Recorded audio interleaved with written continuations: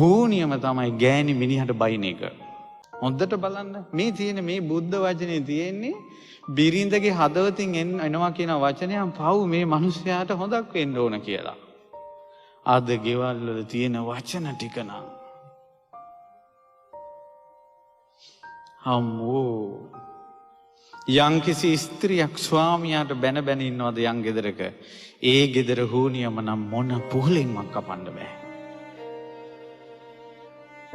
මෙතනද දරුවනේ නුඹලා අනාගතේ විවාහ වෙන්න කැමැත්තෙන් ඇති. යම් දවසක ඔබ විවාහ වුණාට පස්සේ ස්වාමියාට බයිනවා නම් දෙස් දෙවුල් තියෙනවා නම් තෝ කියලා කියනවා නම් ඒ ගෙදර පිරිහීමක් මිසක්ක දියුණුවක් නැහැ.